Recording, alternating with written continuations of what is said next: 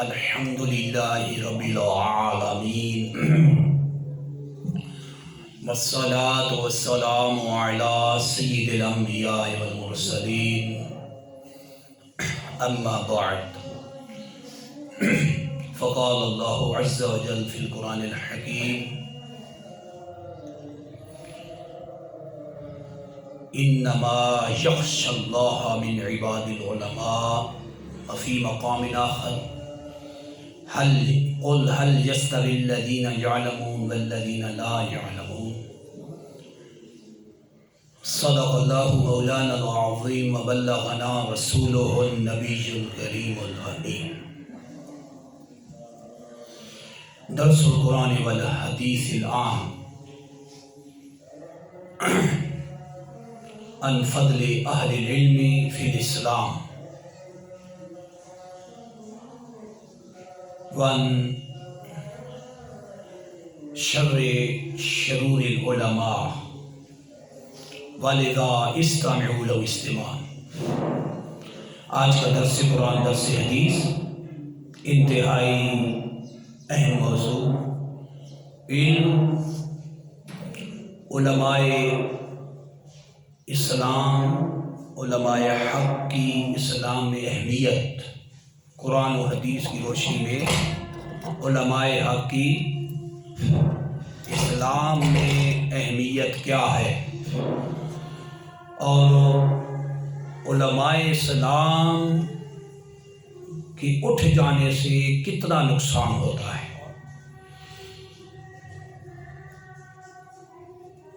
وَلِذَا اسْتَمِعُوا اسْتِمَاعًا، لہذا انتہائی توجہ کے ساتھ اور انتہائی انہماک کے ساتھ درس قرآن درس حدیث سنیں گے، انشاءاللہ بہت نفع حاصل ہوگا. خلاق عالم جل شانہ نے قرآن مجید میں ارشاد فرمایا انما یخشی اللہ من عبادہ العلماء، انما یخشی اللہ من عبادہ العلماء.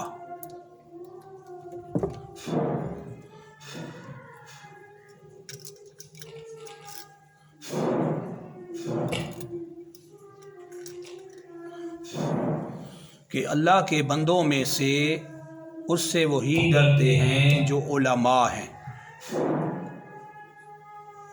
جو علماء ہیں وہ اللہ جل شانہ سے خشیت کا خوف رکھتے ہیں، اللہ جل شانہ سے ڈرتے ہیں. جو علماء اسلام ہیں جن کو اللہ نے دین کا عالم بنایا.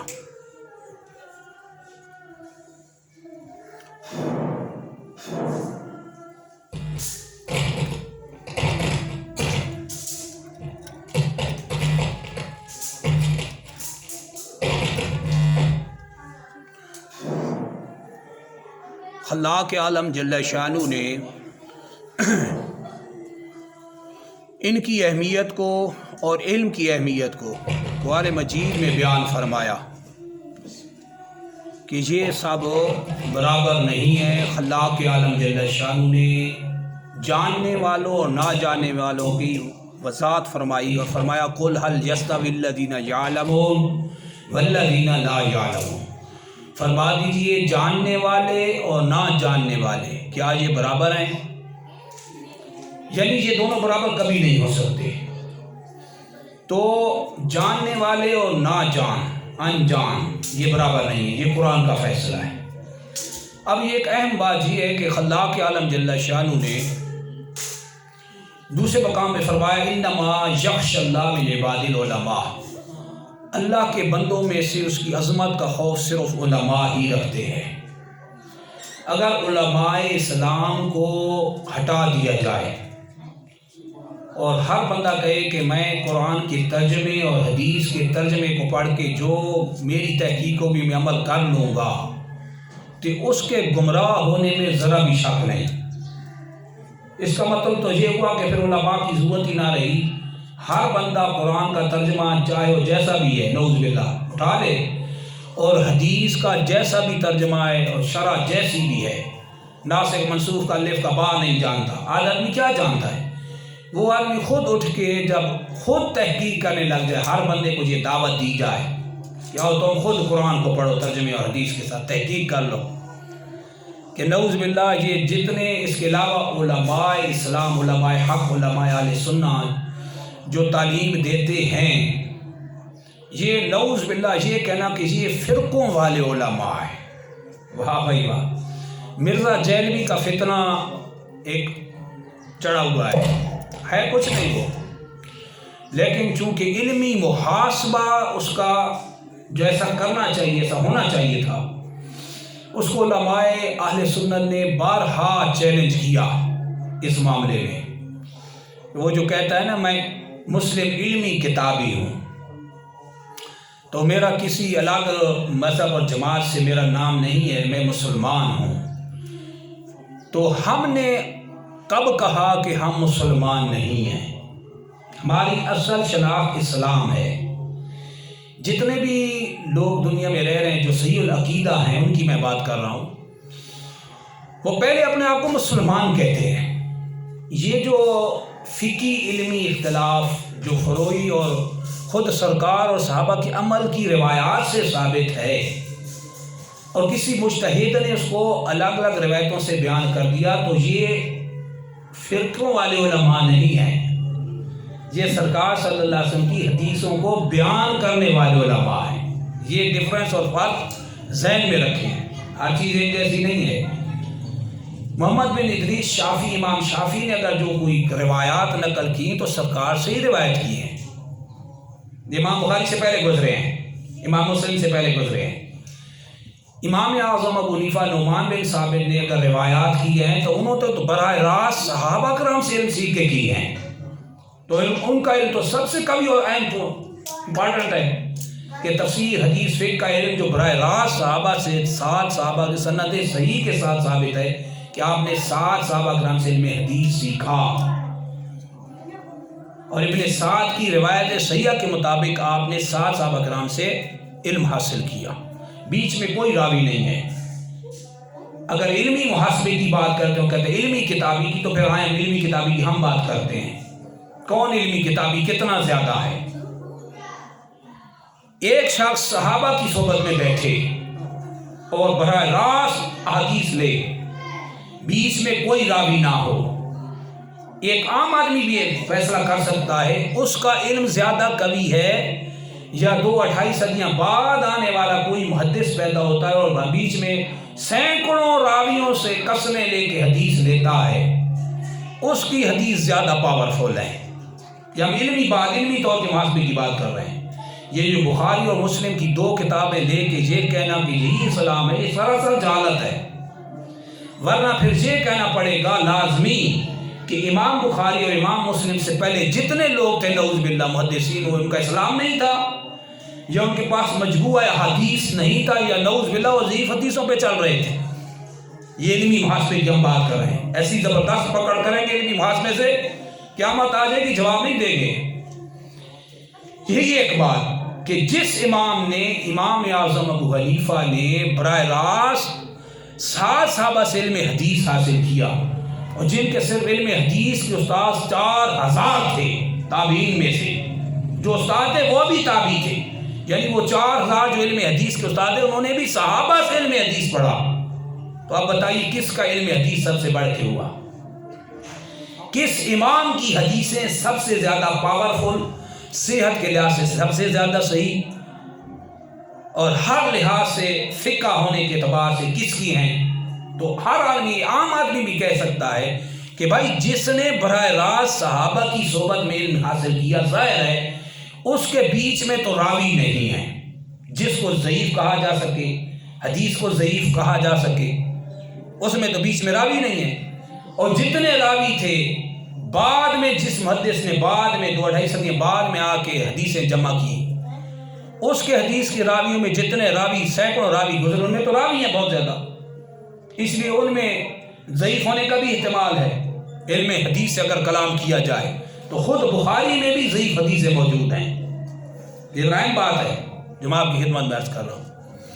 تو جس امام نے براہ راست علم حاصل کیا، اس کا علم تو ظاہر ہے صحابہ سے جو ڈائریکٹ علم لے رہا ہے، اس کا علم تو سب سے پاورفل ہے۔ یہ مرزا جیلمی کا جو فتنہ مچا ہوا کہتا ہے یہ حنفی، یہ شافی، یہ مالکی، یہ حنبلی، یہ کعبے میں 4 مصلے بچھائے جاتے تھے۔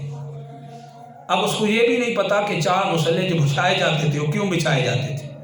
کوئی الگ الگ منہ تھے ان کے، یا الگ الگ مذہب تھے، نعوذ باللہ۔ سب صحیح العقیدہ مسلمان تھے، کوئی کسی کو کے پیچھے نماز، ہر کوئی اس کے دوسرے کے پیچھے نماز پڑھتا تھا۔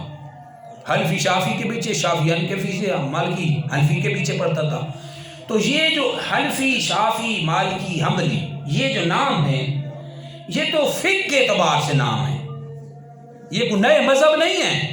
لہذا مسلمانوں کو گمراہ کرنے کے لیے یہ کہنا کہ یہ فرقوں والے علماء ہیں، حنفی، شافی، مالکی، حنبلی، نعوذ باللہ، یعنی اس تابعی کے بارے میں اتنی بڑی بکواس کر دینا بہت بڑی جرأت ہے۔ امام اعظم حنیفہ تابعی بزرگ ہیں، صحابہ کی صحبت میں حاصل کرنے والا علم، اور ان کے بارے میں جو تابعین کے بارے میں قرآن کی نص قطعی صریح ہے، والذین اتبعوا بإحسان رضی اللہ عنہم، جنہوں نے صحابہ کی پیروی کی، یعنی تابعین نے، اللہ ان سے راضی، وہ اللہ سے راضی ہے، یہ تو ان کی نص ہے۔ اور پھر تابعی کا قول، فعل، تقریر بھی علم حدیث میں حدیث مقطوع کہلاتا ہے۔ اس کو یہ بھی نہیں پتا کہ حدیث کی قسمیں کتنے ہیں، کتنی اقسام ہیں، اور حدیث مقطوع تابعی کا فعل، قول اور تقریر، اور ہمارے امام اعظم حنیفہ کو یہ شرف حاصل ہے، آپ براہ راست تابعی بھی ہیں، مجتہد مطلق بھی ہیں، صحابہ سے شرف تلمذ حاصل کیا، ان کی صحبت اختیار کی، اور براہ راست صحابہ سے علم حدیث پڑھا، اور جو علم حدیث کے آپ کے تابعی استاد ہیں وہ بھی 4000 ہیں، اور سارے کے سارے تابعی ہیں۔ اب خود آپ ایک عام آدمی فیصلہ کر لیجیے، جو کہتے ہیں نا تم خود تحقیق کرو، ہم کہتے ہیں تحقیق کرو اب تحقیق، علمی کتابی کتنا ہے، کتنا کوئی مسلم علمی کتابی ہے، اور کس کا علم سب سے کتاب کے زیادہ قریب ہے؟ تو سب سے زیادہ ظاہر اسی کا علم قرآن و سنت کے قریب ہے، جو براہ راست صحابہ سے ہیرے رائے ہیں۔ اور امام اعظم حنیفہ نے وہی علم لے کہ عبداللہ بن مسعود سے جو روایت لی ہیں، 80% فقہ آپ کا امام اعظم ابو حنیفہ کا جو 80% فقہ عبداللہ بن مسعود کی حدیثیں ہیں، یہ ڈفرینس اور فرق ظاہر ہوتا ہے۔ پھر یہ کہنا کہ یہ فرقوں والے علماء ہیں، بھائی تم کون سے علماء ہو؟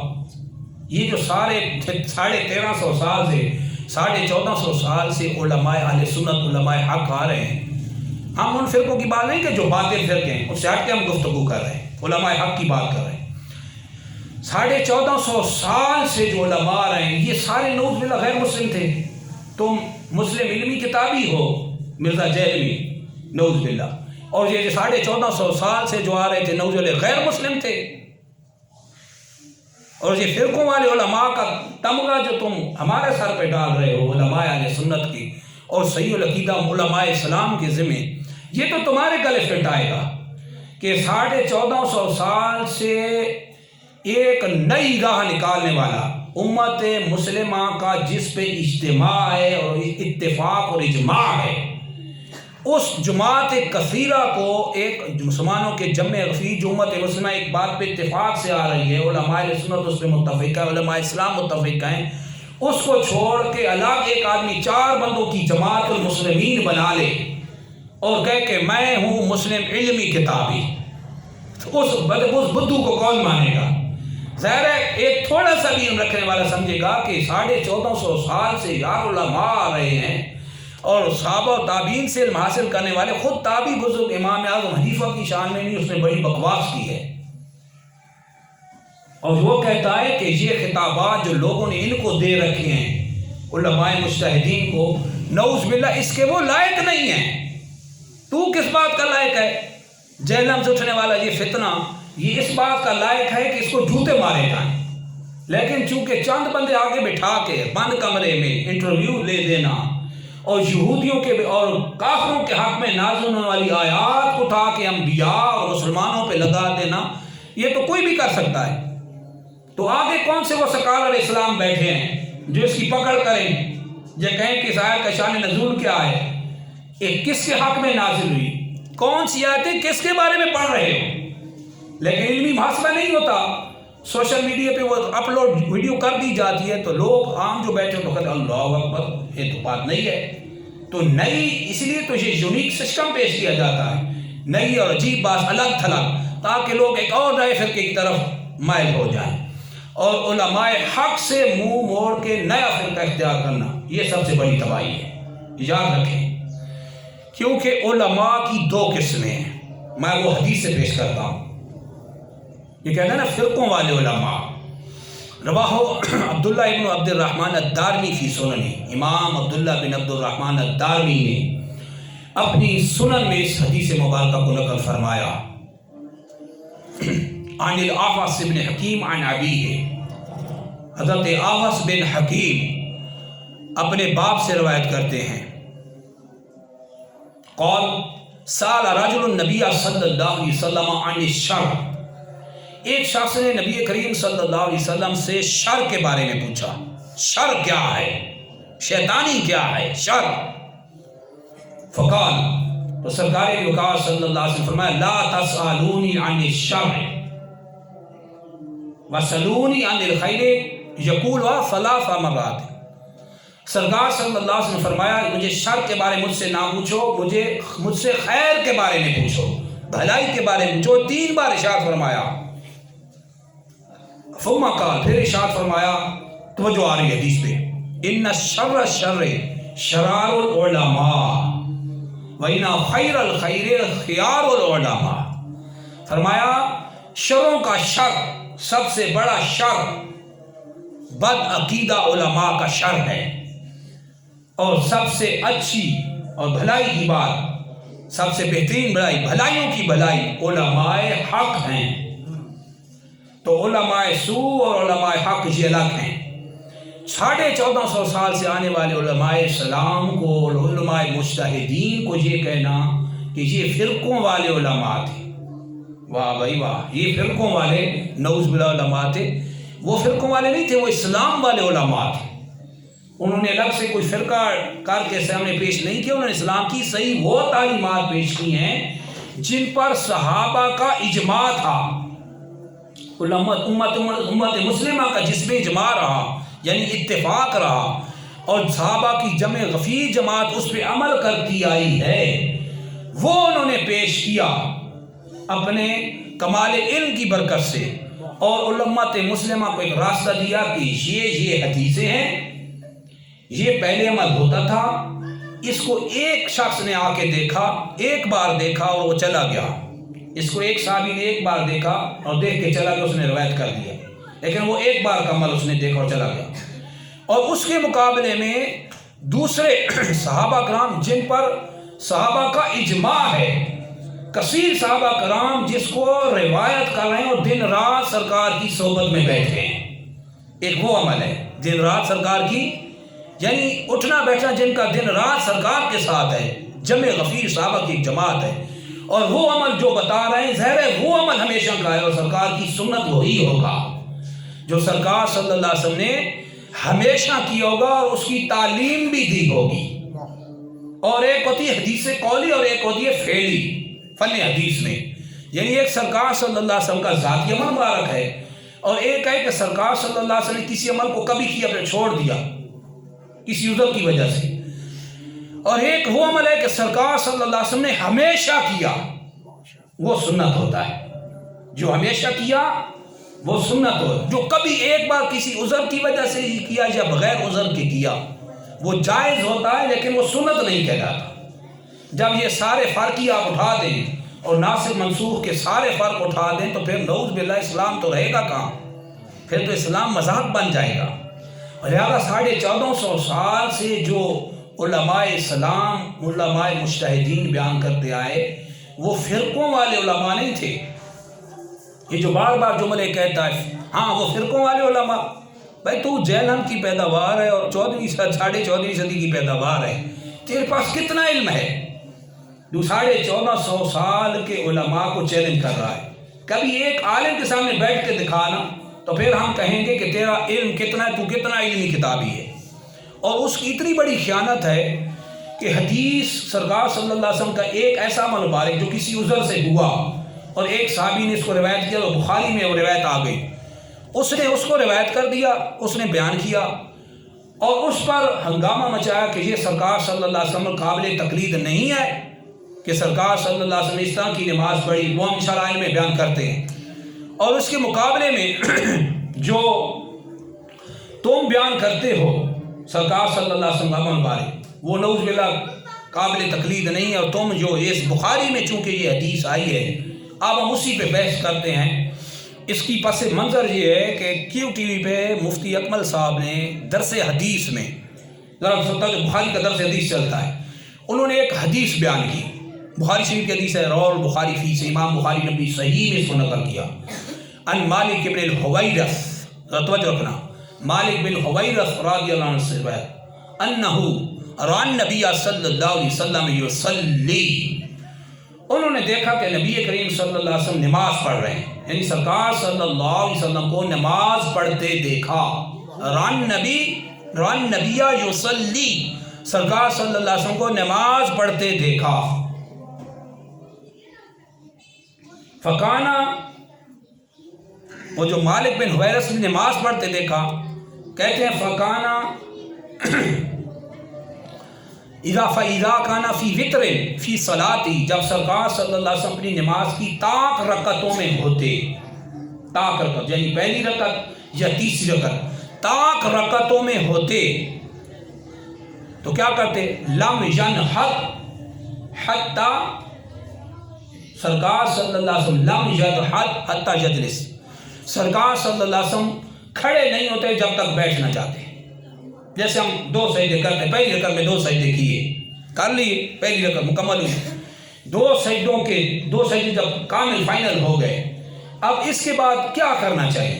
یہ جو مالک بن حویرث کی حدیث بخاری میں روایت کی گئی ہے، وہ کہتے ہیں کہ سرکار صلی اللہ علیہ وسلم میں نے دیکھا کہ طاق رکعتوں میں، پہلی یا تیسری طاق رکعت میں 2 سجدے کر لیتے، فرماتے ہیں لم ینہض حتی تستوی حتی یجلس، سرکار صلی اللہ علیہ وسلم وہ 2 جو سجدے کرتے ان کے بعد سرکار صلی اللہ علیہ وسلم سیدھا کھڑا نہ ہوتے، بیٹھ جاتے، جلسہ استراحت کرتے۔ اب یہ کون روایت کر رہے ہیں؟ مالک بن حویرث۔ بخاری میں ایک محدث کا کام ہوتا ہے، ہمیشہ اصول یاد رکھیں، کہ وہ ساری حدیثوں کو جمع کرتا ہے، جو اس کے ذہن میں، جو اس کے نظام میں صحیح ہوتی ہیں فن حدیث پہ، وہ ساری حدیثیں جمع کرتا ہے۔ اب ان حدیثوں میں کون سی حدیث ناسخ ہے، کون سی منسوخ ہے، کون سی زیادہ لائق عمل ہے، کس پر صحابہ کا زیادہ اجماع ہے، اور کون سی حدیث یا کوئی عمل عذر کے تحت بیان کیا گیا، یہ علماء مجتہدین بتاتے ہیں۔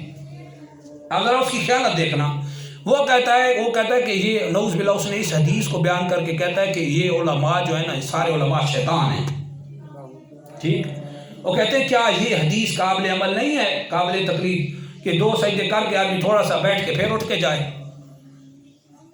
تو علماء اسلام نے اس کا جواب دیا کہ وہ جو مالک بن حویرث روایت کر رہے ہیں، سرکار صلی اللہ علیہ وسلم مبارک، سرکار صلی اللہ علیہ وسلم عذر کی وجہ سے، بیماری کی وجہ سے اور بڑھاپے اور لمبی عمر کی وجہ سے سرکار صلی اللہ علیہ وسلم تھوڑی دیر کے رکتے پھر اٹھ کے جاتے تھے۔ یہ عمر کے اس حصے کی روایت مالک بن حویرث نے چونکہ یہ عمل دیکھا، اس کو روایت کے امام بخاری میں نقل کر دیا۔ لیکن ہم علمی چیلنج کرتے ہیں، یہ حدیث بخاری میں ہے، پر توجہ رکھنا، ہم علمی چیلنج کرتے ہیں، علمی کتابی چیلنج، ہم علمی کتابی الحمدللہ، ہم علمی کتابی ہیں الحمدللہ۔ اب توجہ رکھیں، اصل علمی کتابی کون ہے؟ علماء اہل سنت ہیں، علماء اسلام ہیں، علماء حق ہیں، علمی کتابی۔ امام اعظم ابو حنیفہ علمی کتابی تھے۔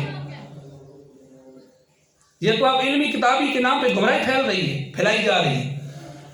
اب یہ حدیث بخاری میں، اب ہم علمی چیلنج کرتے ہیں، علمی کتابی چیلنج، اور وہ بھی بخاری سے چیلنج، توجہ رکھنا، بخاری سے علمی چیلنج کر رہے ہیں اسی مرزا جہلمی کو، اور اس کو چیلنج ہے کہ مرتے تاکہ اس کا جواب دے دیں۔ یہ ایک عمل دیکھا انہوں نے، مالک بن حویرث رضی اللہ عنہ نے، سرکار صلی اللہ علیہ وسلم پہلی رکعت یا تیسری رکعت 2 سجدے کرنے کے بعد تھوڑا بیٹھ کے پھر اٹھ کے جاتے ہیں۔ ہم جب 2 سجدے کر لے تو فوراً اٹھ جاتے ہیں نا، نہیں بیٹھتے نا۔ مالک بن حویرث نے چونکہ ایک عمل دیکھا، انہوں نے روایت کر دیا۔ کیا یہ سرکار کا ہمیشہ کا عمل تھا؟ علمی کتابی سے سوال ہے، دے جواب اس کا۔ سرکار صلی اللہ علیہ وسلم کا شروع سے لے کے آخر تک ساری زندگی مبارک میں یہی عمل تھا یا یہ کسی عذر کی وجہ سے سرکار نے کیا؟ ہم علمی چیلنج، علمی کتابی سوال کر رہے ہیں، دیں جواب۔ اب اس کے مقابلے میں ہم بخاری سے بھی اوپر حدیث، بخاری و مسلم متفق علیہ کی حدیث پیش کرتے ہیں کہ سرکار کا عمل کیا تھا۔ توجہ رکھنا، سرکار صلی اللہ علیہ وسلم کا عمل کیا تھا؟ سرکار نے نماز پڑھنے کی جو تعلیم دی، کیا وہ یہی تھی کہ پہلی یا تیسری رکعت یا پہلی رکعت کے 2 سجدے کالی تھوڑا بیٹھ کے پھر اٹھ جانا یا فوراً اٹھ جانا؟ یہ بخاری کی روایت ہے، ہم بخاری مسلم کی متفق علیہ کی حدیث پیش کرتے ہیں۔ فلی حدیث کیا ہے؟ علم حدیث الحدیث و اقسام اعلاها ما اتفق علیہ شیخان من صحابی واحد۔ علامہ حجر اسقلانی فرماتے ہیں حدیثوں کی بہت سی قسمیں، سب سے اعلیٰ ڈگری کی حدیث بخاری و مسلم کی، جو امام بخاری امام مسلم ایک صحابی سے روایت کرے، اس کو فن حدیث میں اعلیٰ درجے کی حدیث اسی کو کہتے ہیں، متفق علیہ۔ یہ بخاری سے بھی ہائی لیول کی ہے، اور یہ ہوئے کیا ہے؟ تعلیم مصطفیٰ ہے۔ بڑی اہم بات، توجہ رکھنا، یعنی ایک عمل سرکار کا کبھی ایک بار کر لینا کسی عذر کی وجہ سے، وہ ایک عمل ہے، اور ایک عمل ہے سرکار صلی اللہ علیہ وسلم کا ہمیشہ کرنا، اسی کی تعلیم دینا، خود بھی کرنا اور اسی کی تعلیم دینا۔ آپ مجھے بتائیں کس کو عمل پہ عمل کیا جائے گا؟ ایک وہ عمل جو سرکار نے خود ہمیشہ کیا اور پھر آگے اس کا لیکچر دی، اس کی تعلیم دی، اس کی ترویج کی، اس کو پھیلایا، جس کو تعلیم دی اس طرح نماز پڑھنے کا حکم دیا جو ہمیشہ رہا۔ تو ظاہر ہے جو ہمیشہ عمل رہا وہی عمل سرکار صلی اللہ علیہ وسلم کا ہمیشہ والا عمل اختیار کیا جائے گا۔ پھر صحابہ کو بھی ہم دیکھیں گے کہ کتنے صحابہ اس پہ عمل کرتے تھے۔ ذرا توجہ رکھنا، اہم بات۔ رواہ محمد بن عیسیٰ ترمذی جامع، ہم بخاری مسلم کی حدیث بھی پیش کرتے ہیں، پہلے وہ سن لیں۔ سرکار نے تعلیم کیا دی نماز پڑھنے میں؟ کیا تھا؟ کیا 2 سجدے کرنے کے بعد بیٹھ جائیں پھر اٹھ کے جائیں؟ ظاہر اب ایک کوئی درس حدیث دے رہا ہوگا، کوئی بھی مدرس، عالم، مفتی، محدث، شیخ الحدیث، تو اس پہ فرض ہے کہ لوگوں کو وہ عمل بتائے جو سرکار کا ہمیشہ ہے یا جس پہ صحابہ کا عمل اجماع ہے، اتفاق ہے، نہ کہ کسی ایک راوی کی روایت کا عمل جو ایک بار کیا اس نے دیکھا، اور وہ عمل جو سرکار نے ہمیشہ کیا، جو ہمیشہ کی امت مسلمہ کو ہمیشہ کا عمل بتایا جائے گا۔ علمی کتابی کی ہم بات کر رہے ہیں، علم اور کتاب کی، بخاری و مسلم۔ یہ مرزا جہلی کو جواب ہے جو اس نے علماء کو شیطان کیا، مفتی اکمل جیسے بندے کو بھی اس نے شیطان کہہ دیا، کیونکہ اس کو پتہ ہے کہ جب علماء کو ہم شیطان قرار دے دیں گے تو پھر تو لوگ ہمارے پیچھے آئیں گے، کیونکہ علماء شیطان ہو گئے، اور یہ مسلمان آ کے بیٹھا ہے 14.5 صدی میں آ کے، نیا مسلمان، نعوذ باللہ۔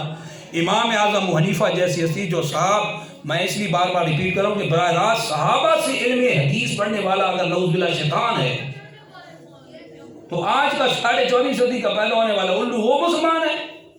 یہ فرق دیکھیں نا، کتنی بڑی گمراہی اور جہالت ہے۔ چاند بندوں کو کمرے میں بٹھا کے آگے بناتے جانا ہندوؤں اور نعوذ کافروں کی اور مشرکوں کی اور یہودیوں نصارہ کی آیات اٹھا کے مسلمانوں کے اور انبیاء پہ لگا کے کہنا کہ یہ معاملہ ہے۔ تو یہ کتنی بڑی قرآن سے خیانت، حدیث سے خیانت، اسلام سے خیانت، کتنا بڑا دھوکہ اور جہالت اور گمراہی ہے۔ اس لیے ہم اس کی ڈیٹیل پیش کر رہے ہیں، علمی ڈیٹیل، شور شرابہ سے نہیں، کہانیوں شعروں سے نہیں، اندھے غیر ضعیف جو دلائل کمزور تھی ان سے نہیں، ہم پکی اور ایسی زبردست قرآن و حدیث سے دلیل دیں گے کہ قیامت تک کسی کے پاس جواب نہیں ہوگا۔ پھر وہی بات ثابت ہوگی کہ جو علماء اسلام مجتہدین بیان کرتے ہیں وہ ٹھیک تھا، تم غلط ہو۔ آپ بخاری مسلم کی حدیث سنیں کہ سرکار کا ہمیشہ کا عمل، اور جس کو سرکار نے تعلیم دیا وہ کیا تھا؟ کیا 2 سجدے کرنے کے بعد ہمیشہ یہی سرکار نے تعلیم دی کہ بیٹھے رہو پھر اٹھ کے جانا؟ نہیں، سرکار نے تو کچھ اور تعلیم دی۔ آپ وہ حدیث سنیں، بخاری و Muslim, reference by Bukhari and Muslim to Mirza Jhelumi. We are challenged to Mirza Jalmi that he answered to us about this lecture۔ جو اس نے لیکچر دیا ہے نا کہ یہ بخاری میں حدیث ہے مالک بن حویرث کی کہ وہ اٹھ جاتے تھے، سرکار صلی اللہ علیہ وسلم 2 سجدوں کے بعد تھوڑا بیٹھ اٹھتے تھے، کہ نعوذ باللہ علماء کو اس کے مقابلے میں شیطان کہہ رہا ہے۔ اور بخاری و مسلم کی بہت سی حدیثیں اس نے نعوذ باللہ جان بوجھ کے نہیں بیان کی، اب اسی کو ہم بیان کر رہے ہیں۔ بخاری و مسلم عن ابی ہریرہ رضی اللہ عنہ ان رجلا داخل المسجد، حضرت سیدنا ابو ہریرہ رضی اللہ عنہ سے کون سی حدیث ہے؟ بخاری و مسلم، یہ بخاری سے بھی اوپر کیونکہ متفق علیہ کی حدیث ہے، علم حدیث اور علمی بات۔ امام بخاری امام مسلم روایت کرتے ہیں، حضرت سیدنا ابو ہریرہ رضی اللہ عنہ فرماتے ہیں ایک شخص مسجد میں داخل ہوا، ورسول اللہ صلی اللہ علیہ وسلم جالس فی ناحیت المسجد، جبکہ سرکار صلی اللہ علیہ وسلم مسجد کے ایک طرف ایک کونے میں تشریف فرما تھے، بیٹھے ہوئے تھے۔ فصلا، وہ شخص آیا، اس نے نماز ادا کی۔ ثم جاء، پھر وہ آیا، فسلم علیہ، اللہ کے رسول صلی اللہ علیہ وسلم پہ سلام کیا۔ فقال سلام علیک، آپ پہ سلام، اس نے سلام کیا۔ فقال له رسول اللہ صلی اللہ علیہ وسلم علیک السلام، سرکار صلی اللہ علیہ وسلم فرمایا تجھ پہ بھی سلام، یعنی سلام کا جواب دیا۔ پھر سرکار فقال له، پھر سرکار صلی اللہ علیہ وسلم فرمایا ارجع فصل فإنک لم تصلی، سرکار علیہ وسلم صلی اللہ علیہ وسلم فرمایا جاؤ، لوٹ جاؤ، دوبارہ نماز پڑھو، تو نے نماز نہیں پڑھی۔ حالانکہ اس نے پڑھی لیکن سرکار نے فرمایا نہیں پڑھی، نماز میں نقص واقع ہو گیا۔ فإنک لم تصلی، تم نے نماز نہیں پڑھی۔ فجاء فصلى، وہ شخص دوبارہ فراجع فصلى، لوٹ آیا، اس نے نماز پڑھی۔ ثم جاء، پھر آیا سرکار کی بارگاہ میں۔ فقال له رسول اللہ صلی اللہ علیہ وسلم، سرکار نے فرمایا صلی فإنک لم تصلی، جاؤ دوبارہ نماز پڑھو، تم نے نماز نہیں پڑھی۔ فقال فی الثالثۃ او فی التي بعدها، تو اس شخص نے جب تیسری بار ایسا ہوا تو سرکار صلی اللہ علیہ وسلم کی بارگاہ میں وہ شخص عرض کرنے لگا یا رسول اللہ صلی اللہ علیہ وسلم، تیسری بار میں کہ علمنی یا رسول اللہ صلی اللہ علیہ وسلم، اے اللہ کے رسول صلی اللہ علیہ وسلم آپ ہی مجھے نماز سکھا دیں کہ کیسے پڑھنی ہے۔ اب توجہ رکھنا، بخاری مسلم کی متفق علیہ کی حدیث، وہ جو سارے 1400 سال کے علماء حق کو کہہ رہے سارے شیطان علماء ہیں، فرقوں والے علماء، تو فرقوں والے تھے، اور یہ نیا مسلمان آیا ہے 14 مرزا جیلمی انجینئر۔ اب خیانت دیکھیں، قرآن و حدیث سے کتنی بڑی خیانت، جان بوجھ کے خیانت۔ بخاری مسلم کی حدیث کیوں نہیں پڑھتا لوگوں کے سامنے؟ جو علماء اسلام نے صحابہ کا اجماع پیش کیا اور اس کے مقابلے جو دیگر حدیثیں پیش کی، یہ بخاری مسلم کی متفق علیہ کی تعلیمی مصطفیٰ حدیث ہے، یعنی جو سرکار سکھا رہے ہیں۔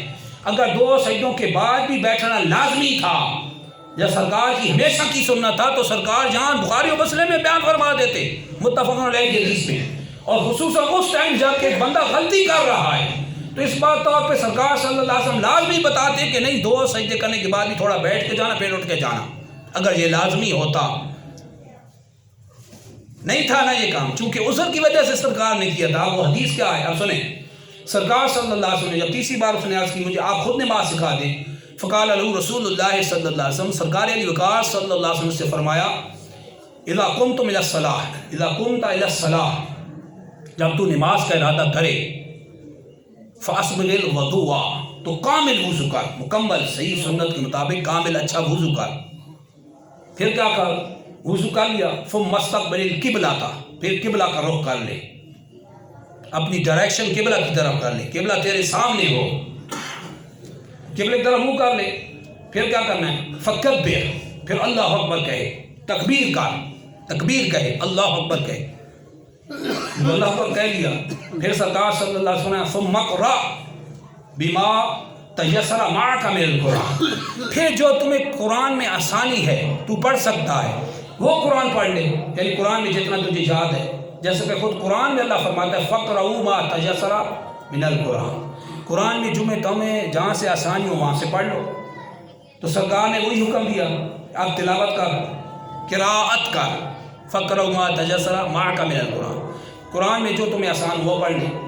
پھر جب تلاوت بھی ہو گئی، اس کا حکم دے دیا قراءت کا، پھر سرکار صلی اللہ علیہ وسلم نے حکم دیا، فرمایا ثم ارکع، فرمایا پھر رکوع کر، یعنی ثم تراخی کے لیے آتا ہے، ایک عمل ہو جانے کے بعد دوسرے کو بیان کرو تو بیچ میں ثم آتا ہے، ثم ارکع حتی تطمئن، تم رکوع کرو، سرکار صلی اللہ علیہ وسلم فرمایا رکوع کرو، رکوع کر لو، حتیٰ تطمئن راکعا، یہاں تک اطمینان سے آپ رکوع کر لو۔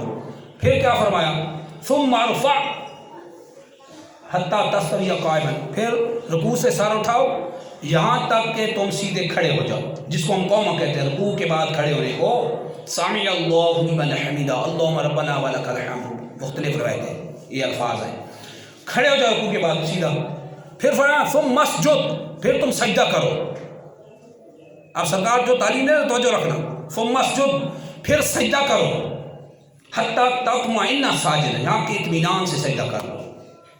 ثم ارفع حتیٰ تطمئن جالسا، پھر سجدے سے سر اٹھاؤ یہاں تک کہ مطمئن ہو کے بیٹھ جاؤ۔ ثم اسجد، پھر دوبارہ سجدہ کرو، حتیٰ تطمئن ساجدا، یہاں تک کہ اطمینان سے سجدہ کر لو۔ یہ سرکار صلی اللہ علیہ وسلم کو تعلیم دی، ٹھیک ہے۔ اب سرکار صلی اللہ علیہ وسلم جب اگلا سٹیپ ہے تو کیا فرمایا؟ فرمایا ثم ارفع حتیٰ تستوی قائما، توجہ رکھنا، ثم ارفع حتیٰ تستوی قائما، جب دونوں سجدے کر لے، ثم ارفع حتیٰ تستوی قائما، پھر سیدھا کھڑا ہو جا۔ سرکار نے نہیں فرمایا دو سجدے کر لی تھوڑا بیٹھ جانا پھر کھڑے ہونا۔ بھائی وہ سرکار کا عذر ایک کسی بڑھاپے کی وجہ سے اور بیماری کی وجہ سے، کمزوری کی وجہ سے سرکار صلی اللہ علیہ وسلم کا عمل تھا جو بخاری کی مالک بن حویرث کی حدیث میں آیا کہ سرکار صلی اللہ علیہ وسلم دو سجدے کرنے کے بعد تھوڑا بیٹھ جاتے، وہ تو عذر ہے، مجبوری ہے۔ تو یہاں سرکار بخاری ہی مسلم جو اس سے بھی بڑھ کر ڈگری میں حدیث ہے متفق علیہ کی، یہ ایک آدمی کی نماز کی تعلیم اس کو دے رہے ہیں، تو سرکار نے فرمایا ثم ارفع حتیٰ تستوی قائما، دونوں سجدے جب کر لے تو دو سجدوں کے بعد سیدھا کھڑا ہو جا۔ تو یہاں سرکار نے تو نہیں فرمایا کہ یہاں بیٹھ جا، کیا پھر کیا فرمایا؟ فرمایا ثم افعل فی صلاتک کلھا، اپنی ساری نماز میں ایسا ہی کر جیسے میں نے تجھے بتایا۔ اب بتائیں علماء اسلام یہ فرقوں والے علماء ہیں، یہ اصل علماء یہی ہیں جنہوں نے صحابہ کا اجماع بتایا، سرکار کی تعلیم کی حدیث ہمیں بتائی، اور ایک سرکار صلی اللہ علیہ وسلم کا ذاتی عمل کسی عذر کی وجہ سے، اور وہ بھی اس روایت مالک بن حویرث نے روایت کیا جو ایک دو بار انہوں نے دیکھا تو اس کو روایت، اور اس کے مقابلے میں جمع غفیر صحابہ کا موجود ہے۔ رواہ ابن ابی شیبہ فی مصنفی، امام ابن ابی شیبہ نے مصنف میں نقل کیا، عن علیش عن عبداللہ بن عمر عن ابن زبیر عن عمر، توجہ کرنا، مصنف ابن ابی شیبہ میں بہت بڑے امام اور محدث گزرے ہیں، اپنی مصنف میں اس حدیث صحیح کو نقل کیا، حضرت علی سے، حضرت عبداللہ بن عمر سے، حضرت عبداللہ بن زبیر سے، حضرت عمر سے، کیا فرماتے ہیں؟ سب سے روایت کیا فرمایا؟ یہ کیا کرتے تھے آپ؟ فرماتے ہیں کانو، جب یہ نماز پڑھتے تھے، کانو جب یہ جانو یصلون، جب یہ نماز پڑھتے تھے اور رکعت سے دونوں سجدے کر لیتے تھے، اذا یرفعون من السجدۃ الثالثۃ من السجدۃ الثانی، جب یہ دوسرے سجدے سے، اذا یرفعون من السجدۃ الثانیہ، دوسرے سجدے سے سر اٹھاتے تھے تو کیا کرتے تھے؟ ینہضون علی صدور اقدامہم، ینہضون علی صدور اقدامہم، یہ صحیح روایت، اتنے بڑے صحابہ کرام کا جمع غفیر ہے، یہ کہہ رہے ہیں کہ سرکار صلی اللہ علیہ وسلم جب دو سجدے کر لیتے تھے تو یہ قدموں کے بل، سرکار صلی اللہ علیہ وسلم قدموں کا جو اوپر والا حصہ ہوتا ہے، صدر جو ہوتا ہے، اس کے بل کھڑے ہوتے تھے، سرکار نہیں بیٹھتے تھے۔ یہ اب اس پر صحابہ کا اجماع ہے۔ ورواہ ابن ابی شیبہ اخرج عن الشعبی، امام محدث ابن شیبہ نے امام شعبی سے اس کو روایت کا تخریج کی، کیا فرماتے ہیں؟ صحابہ کرام کا جمع غفیر، صحابہ کرام کا جمع غفیر، اور ابن ایاس سے روایت کی، فرماتے ہیں ادرکت غیر واحد من الصحابہ تھے، کہ میں نے بے شمار صحابہ کرام کو دیکھا کہ وہ نماز میں جب دوسرے سجدے سے اٹھتے تھے تو وہ نہیں بیٹھتے تھے، سیدھا کھڑے ہو جاتے تھے۔ واتفق اکابر الصحابہ تھے، اور صحابہ کرام کا جمع غفیر اس بات پہ متفق ہے، ان کا اجماع ہے، کس پہ اجماع ہے؟ کہ سرکار صلی اللہ علیہ وسلم جب دوسرا سجدہ کر لیتے تھے، اور ان کا اپنا ذاتی عمل کیا تھا، اور صحابہ کرام کا اجماع کس پہ ہے کہ صحابہ کرام رضوان اللہ اجمعین جب دوسرا سجدہ کر لیتے تھے تو یہ وہاں بیٹھتے نہیں تھے، جب یہ صحابہ کرام سیدھے کھڑے ہو جاتے تھے۔ تو یہ وہ عمل ہے جو سرکار کا ہمیشہ کا رہا، اور یہ جمع غفیر صحابہ کی جماعت نے دیکھا، یہ کون تھے؟ کانو اشدہم للصحبت، یہ سرکار کی سب سے زیادہ صحبت اختیار کرنے والے، سب سے زیادہ صحبت اختیار کرنے والے، سب سے زیادہ قریب رہنے والے، ہر وقت ساتھ رہنے والے۔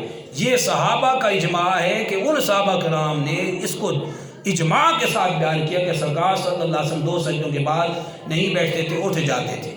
جو مالک بن حویرث کی حدیث بخاری میں آئی ہے، اور اسی بخاری کی وہ حدیث جو متفق علیہ کی میں نے آپ کی خدمت میں پیش کی، اس مرزا جہمی کی بدتمیزی اور جہالت کا جواب ہے، جو 1450 سال کے علماء کو کہہ رہا ہے کہ نعوذ باللہ یہ فرقوں والے علماء ہیں، اور انہوں نے علماء کو شیطان تک کے الفاظ کہہ دیے۔